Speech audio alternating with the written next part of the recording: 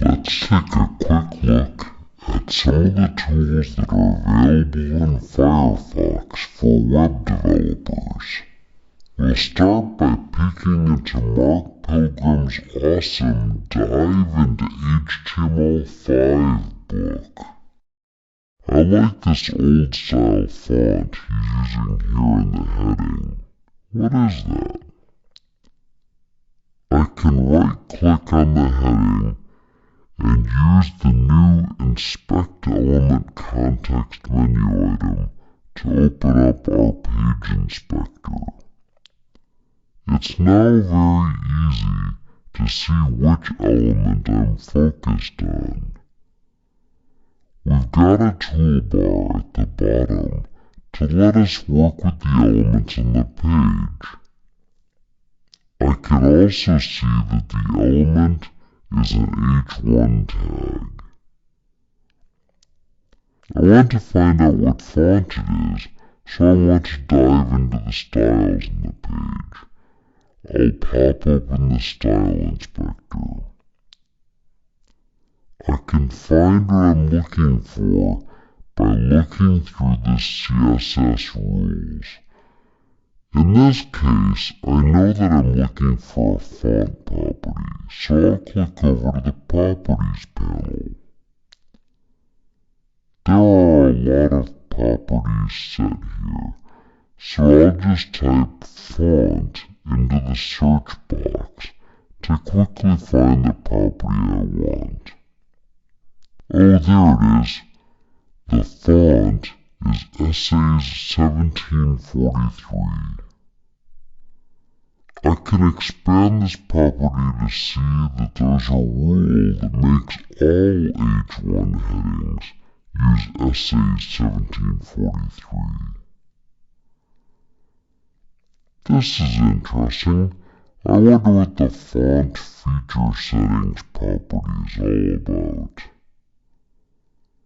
When I hover over the property, there's a help icon that appears. If I click that, I'm taken to the MDN page about that CSS property. Further down the page, I can see this great wood carving style drop cap. I wonder how that's done.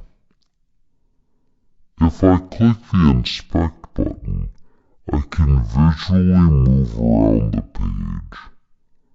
Clicking again selects that element for inspection.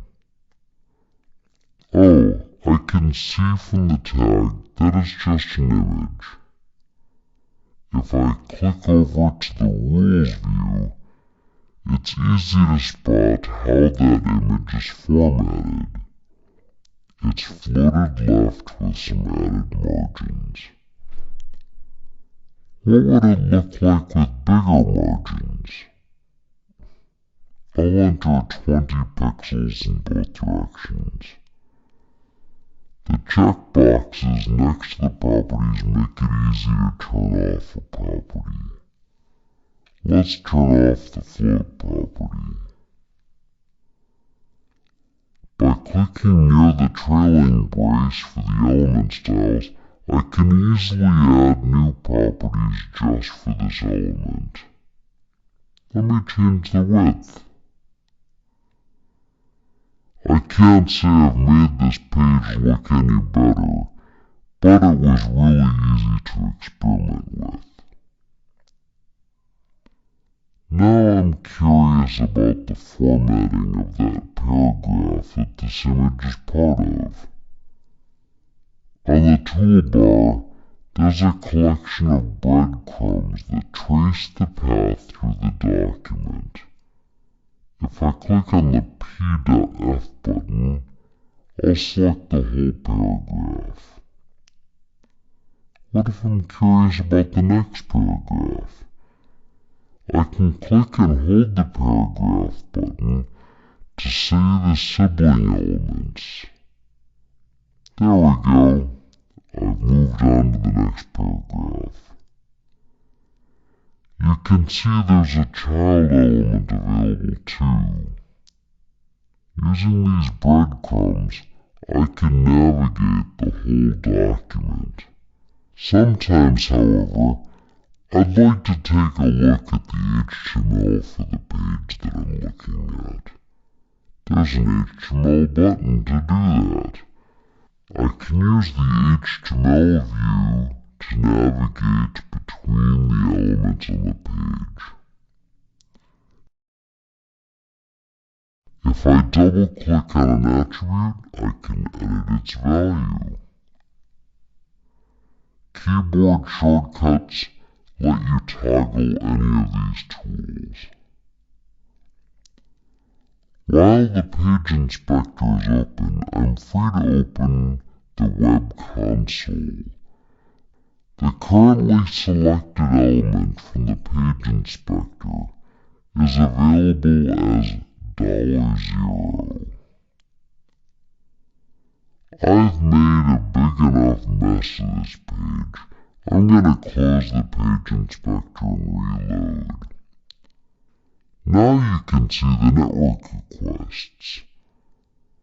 What if I want to see just the CSS files that were requested?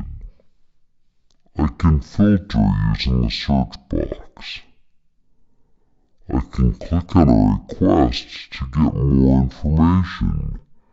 And if I want to see the entire response from the server, I can select log request and response bodies from the context menu and reload.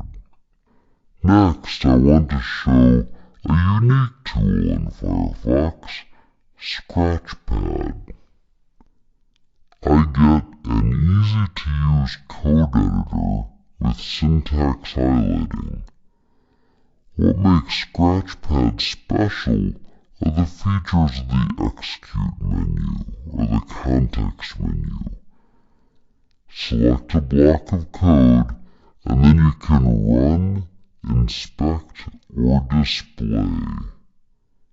All three of those options run the selected JavaScript with access to the page you're looking at.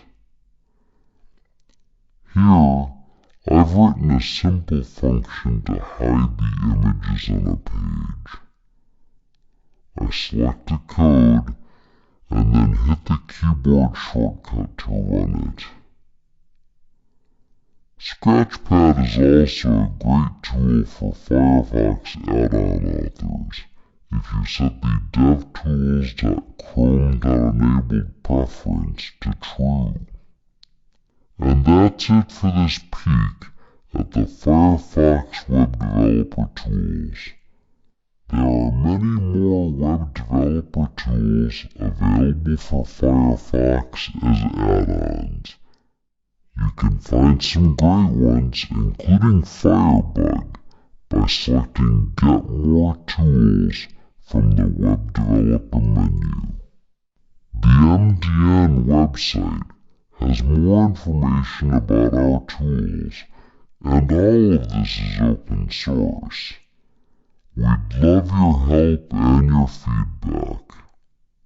I'm Kevin Dangler. Thank you for your time, and I hope you enjoy using these new features.